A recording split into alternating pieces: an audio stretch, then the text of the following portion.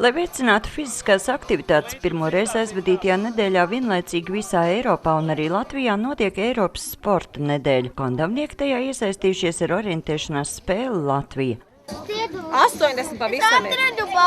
Esat bijuši uz 80 pilsētām? Atradu balvas. Balvas atradi? Lai atrastu balvas vai kādu citu pilsētu, šoreiz gan kandavniekiem nav jādodas ekskursijā. Visa Latvija ir tepat Kārļa Mīlenbachas skolas stadionā. Tiesa mērogā 1:6000. Ir sagatavots 5 distances.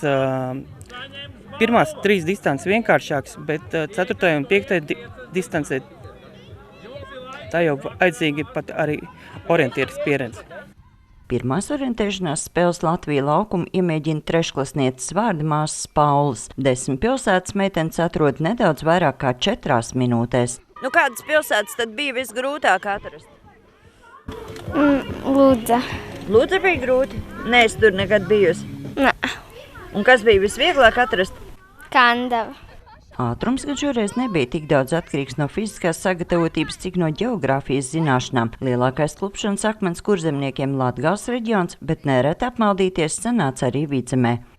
Un kā tad bija? Bija viegli to Latviju zināt?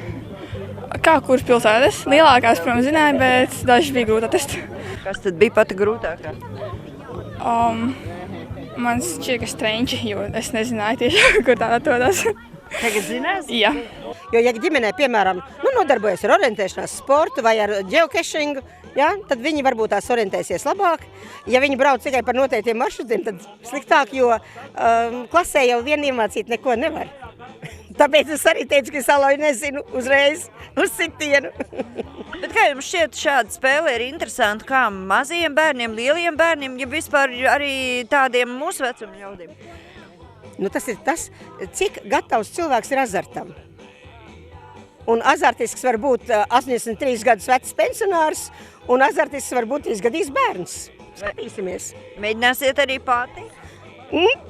Ja man nesekos pa pēdām, pamēģināšu.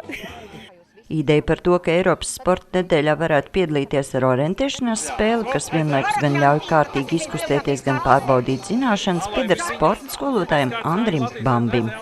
Kādreiz braucot un tā bērniem runājot, diezgan, ne jau visi, bet daži galīgi neorientējās, kur Latvijā. Dažs labāk zina, kur ir Amsterdam vai Londona, nekā kur ir, teiksim, Rēzekne vai Liepāja. Jā.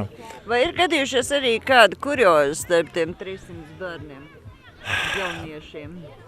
Kurjos ir tāds, ka top pilsēta viens, lai cik tas nebūtu dīvaini, mēs esam kurzemnieki, jā?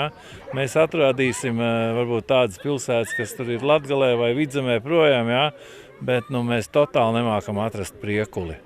Mēs Priekuli visu laiku meklējam, man liekas, kaut kā iesēdies Priekulē ir priekuļi un pa skraidam Priekuli meklējam Vidzemē. Eiropas sporta nedēļā pārbaudīt savu zināšanas Latvijas ģeogrāfijā varēja ik viens interesants, bet organizatori sola, ka orientēšanās spēle Latvija noteikti tikšot izspēlēta vēl kādreiz. Sandra Leitāne, Andris Pāns, TV Spektrs.